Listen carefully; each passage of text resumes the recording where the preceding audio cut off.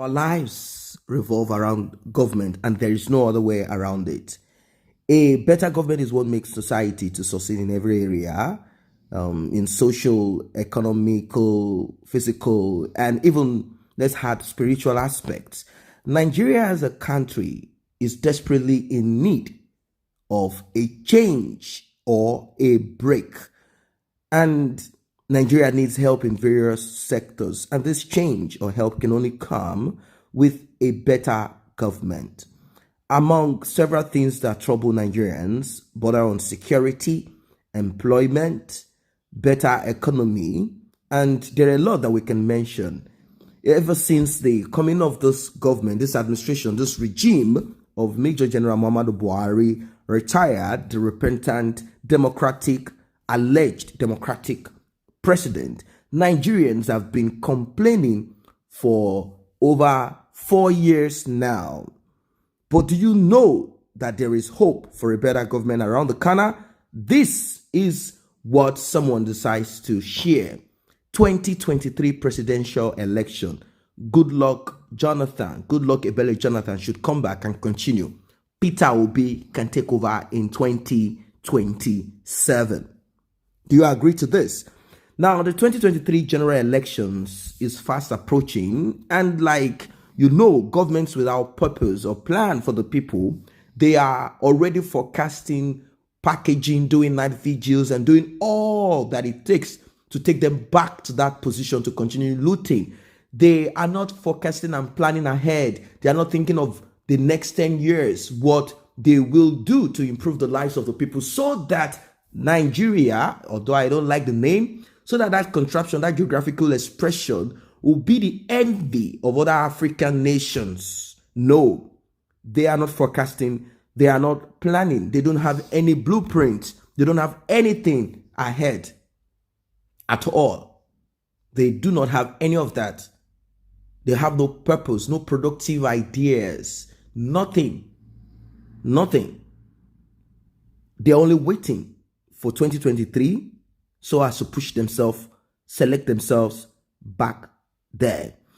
2023 general election fast approaching, and the decision Nigerians would make or will be made for them, made forcefully on them, either by sharing bag of rice as they've used hunger as a weapon, or they are going to call in thugs to do what they do. And of course, they are going to find a way to bring in one INEC chairman that is going to call the votes and call the result in favor of whoever. Well, these coming general elections will determine the next type of government that will work or cannot work, and that is if Nigeria is not divided.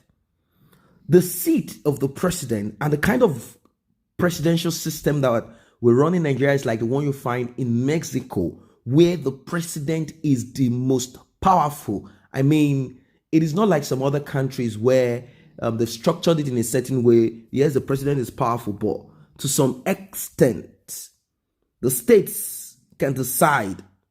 Yes, the president has the power to sign executive orders. But that being said, in Nigeria, the way things are done is somehow not necessarily democratic in a way. I'm even talking about this administration. The seat of the president is the most important of all. That is because that is where power is vested. But who do you think should take over government in the next presidential election to bring an end to the problems of Nigeria?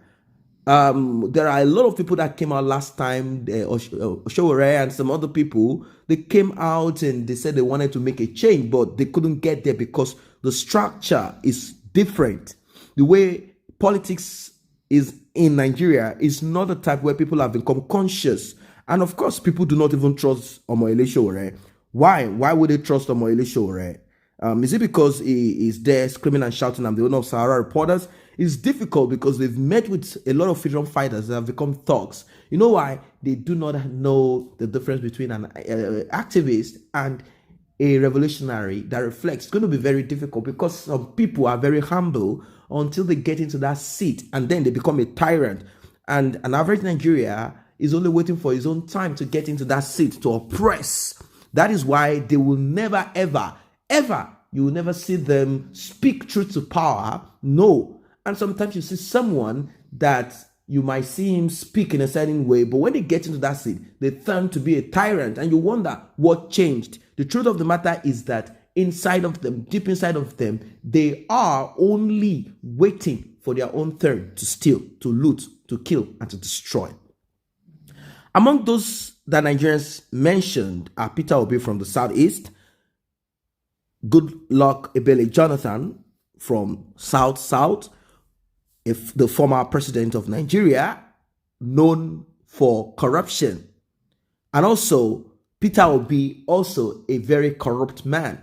He would have been the person that would have been the vice president if Atiku Abubakar won the last presidential election. Atiku Abubakar is fantastically corrupt.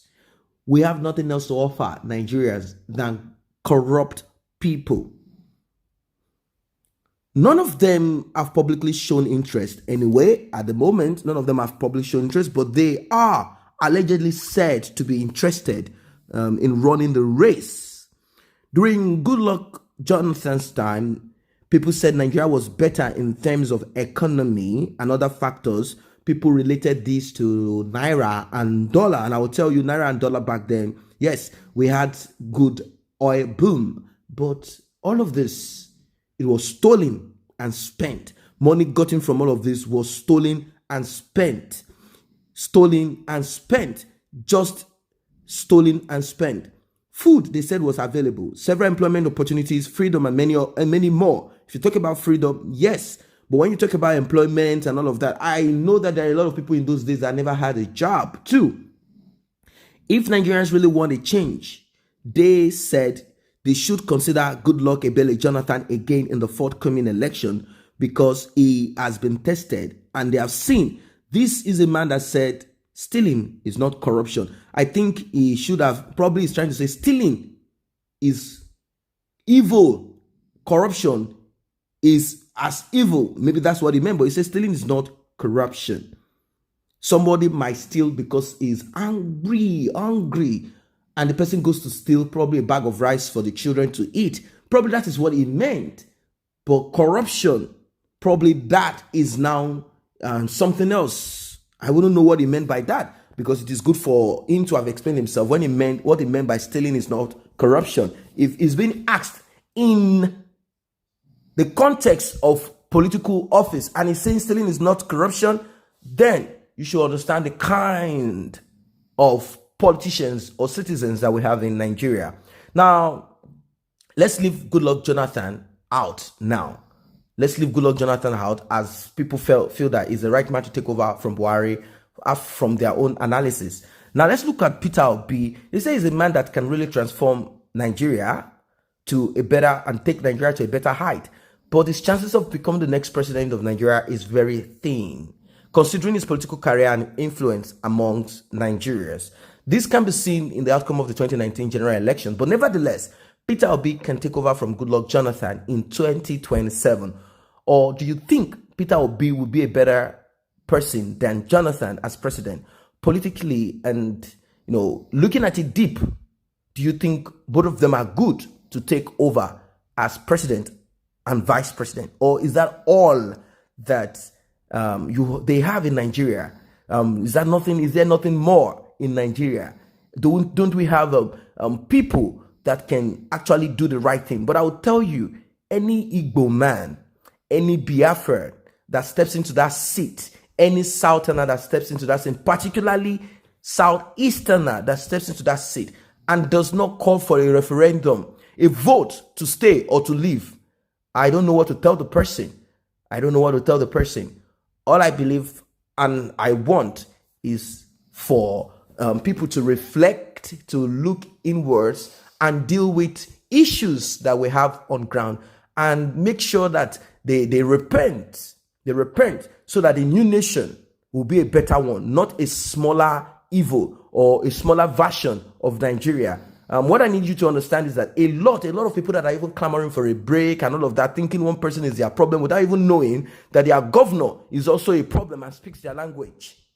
Their local government chairman speaks their language, but a tyrant, a criminal. They don't know all of this, that there are senators representing them in both their north, east, west, south. They do not know this. What they've not come to realize that over time, these people have learned nothing more. They've imbibed that lackadaisical attitude, that inimical attitude, corrupt attitude. And that is what they're going to bring to the smaller nation. That is why it's better you start reflecting and repairing yourself now, so as not to, bring back that same corruption, that same kind of system that is not working right now into the new nation that you're going to have.